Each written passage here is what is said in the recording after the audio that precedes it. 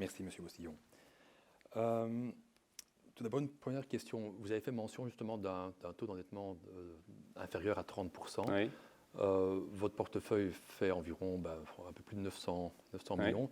Est-ce que le but, parce que bon, jusque maintenant, Veritable Belgium n'a pas une vision, on va dire, à 2-3 ans où elle dit du style on va étendre le portefeuille à 1,2 milliard ou 1,3 milliard.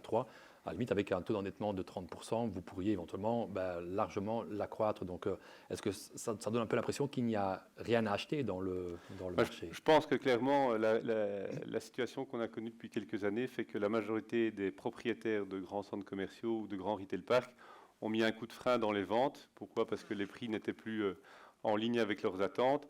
Et donc c'est vrai qu'on a eu un marché très calme depuis maintenant 2020. Il y a eu des soubresauts de redémarrage au début de cette année-ci, mais je dirais que ça refrène de nouveau un petit peu avec les activités.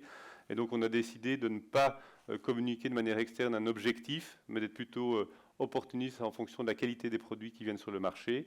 Mais pour moi, l'objectif est d'investir de l'ordre de 50 à 75 millions par an dans les années à venir, pour autant que les bons produits viennent sur le marché. Ok, mais il est clair qu'on ne construit pas tous les jours des centres commerciaux. Donc, mais est-ce que vous pourriez aller plus vers des retail parks? Donc c'est l'objectif. En effet, en 2018, on a élargi le scope d'investissement, puisque jusque 2018, on était spécialisé uniquement, ou on voulait se spécialiser uniquement dans les centres commerciaux. On avait encore historiquement un peu de bureaux qui est dans le portefeuille. On a décidé d'élargir le scope de 1 vers les retail parks et de 2 vers le Luxembourg. Pourquoi? Parce qu'il y a plus de retail parks que de centres commerciaux qui sont disponibles sur le marché, et le volume d'investissement est également plus limité que les centres commerciaux.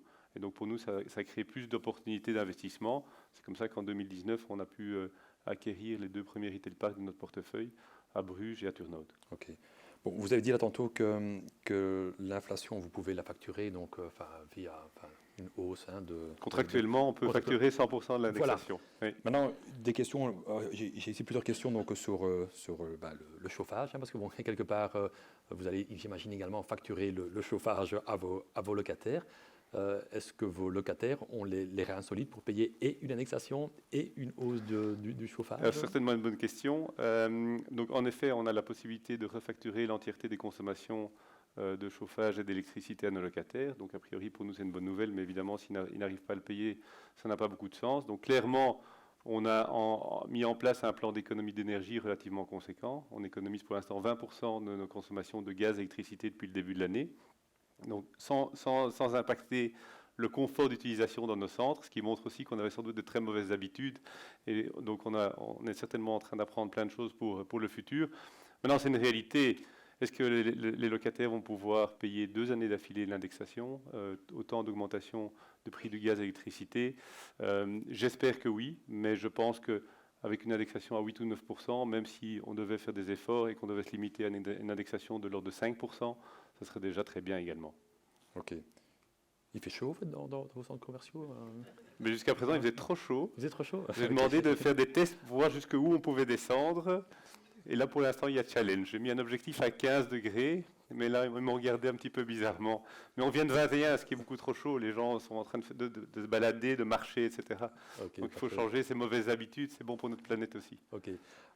Vous êtes transparent au niveau de l'objectif, on va dire, de bénéfice par action. Donc, vous avez annoncé 4,75 à 4,85. Oui. Pourquoi est-ce que vous ne faites pas comme les autres CIR, de donner également donc, une indication au niveau du dividende et du style savoir s'il est pérenne ou Alors, ou pas? A priori, il est pérenne. De toute façon, on a l'obligation de verser légalement minimum 80% du bénéfice par action. Donc, à tout le moins, ce sera le minimum.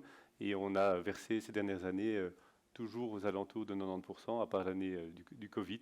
Et donc, a priori, nos actionnaires peuvent s'attendre à un versement de dividendes qui sera de l'ordre de ce montant-là par rapport aux revenus par action. Ok. Je vais d'abord demander donc au public de voter donc une dernière fois. Donc voilà, donc dites-nous si vous investiriez donc dans Veritable Belgium, je dis bien Belgium, et pas dans la maison mère. Merci. Et donc, ensuite, je vais peut-être vous poser une dernière question. C'est vrai que bon, j'ai quand même reçu quelques questions liées à Veritable NV, mais bon, je ne vais pas forcément vous les poser. Mais ma question, elle est peut-être un peu liée à ça aussi. Donc, voilà, votre maison mère détient, on va dire, 2/3 du capital. Oui. Donc, il y a donc royalement 130 millions qui est coté, on va dire, qui est dans des mains, on va dire, privés. Ça fait aussi que le nombre de titres échangés par jour est quand même relativement faible. Qu'est-ce qu'on pourrait faire pour justement augmenter l'attrait justement de ce titre? 130 millions, vous nous prenez aujourd'hui avec un cours évidemment qui Oui, souffre un petit peu. bien- C'était un bien moment sûr. un peu plus que Oui, ça oui. également. Mais c'est sûr que c'est une des limites sans doute. Pour moi, c'est important de faire connaître beaucoup plus la société. C'est dans ce cadre-là qu'on participe de plus en plus à ce genre d'événements pour créer justement cet attrait et ce dynamisme sur la liquidité du titre. Donc c'est des choses sur lesquelles on travaille et qu'on espère pouvoir améliorer dans les mois et années à venir. Ok. Eh bien, parfait. Ben, je vais donc demander à la régie de nous donner donc le score final. Vous aviez un tout petit score pour commencer. Ben voilà, donc on est passé donc La moyenne. 52% de oui. Donc je dirais comme à l'école des fans, ben, tout le monde a réussi quoi. Donc bravo à vous aussi, Merci. monsieur Bossillon, quoi. Donc